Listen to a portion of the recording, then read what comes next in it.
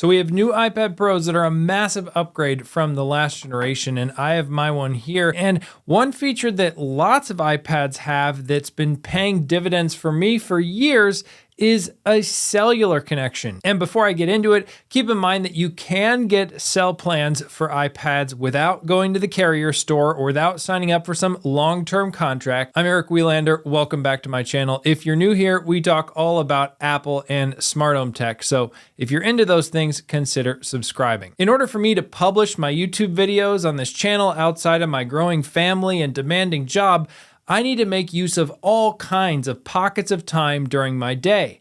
My scripts for these videos can't be written in a long session of hours on end. It's 15 minutes here, 20 minutes here as the days go on. And some of those are using my Apple Vision Pro to teleport away from my home office, and others are my iPad while I'm already out and about with my kids or my job. And between web services, communication, and AI, our work is increasingly online. So having a full-size keyboard along with a reliable internet connection opens up a lot of possibilities. On the other hand, public Wi-Fi has gotten worse and worse. You often need to turn off Apple's privacy features in the settings just to get it to connect, and then be sure to jump on a VPN to keep your connection private if you don't want these companies snooping on all your activity or data.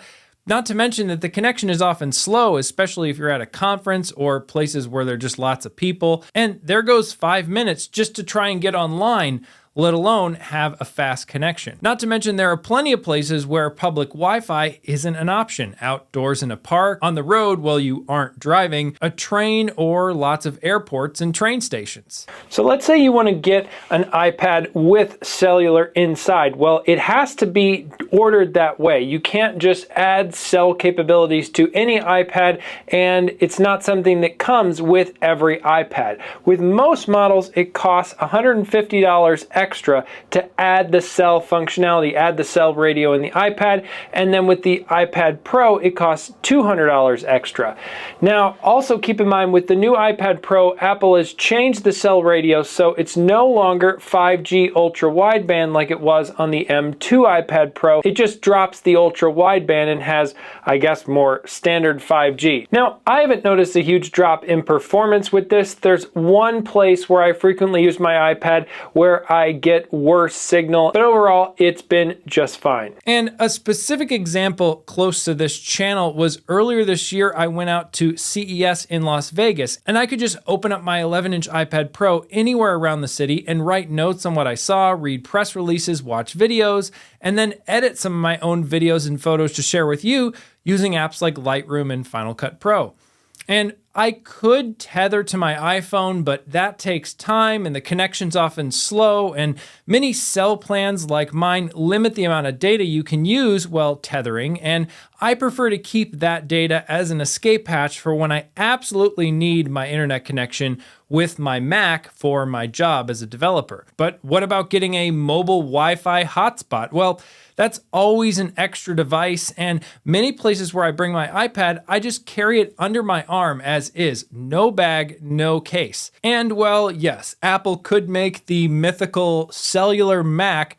The Mac isn't well suited in lots of these cases, in my opinion. You can't hold the screen and touch it or use it with a pencil and then dock it back into a keyboard. And at one point I did try using a MacBook Air for the sort of ultra portable lifestyle, even though it didn't have cellular. And I just found the performance to be better on an iPad Pro with similar specs to the MacBook Air.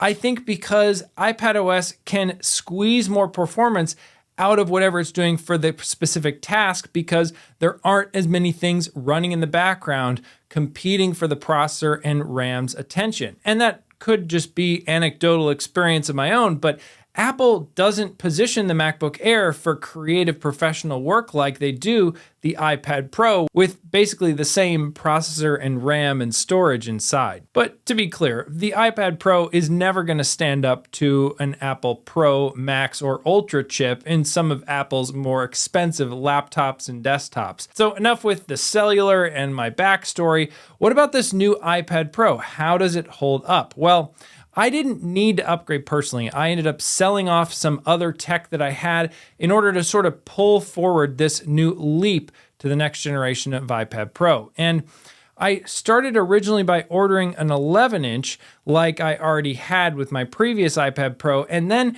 changed over to the 13-inch once I saw the hands-on and some of the initial reviews.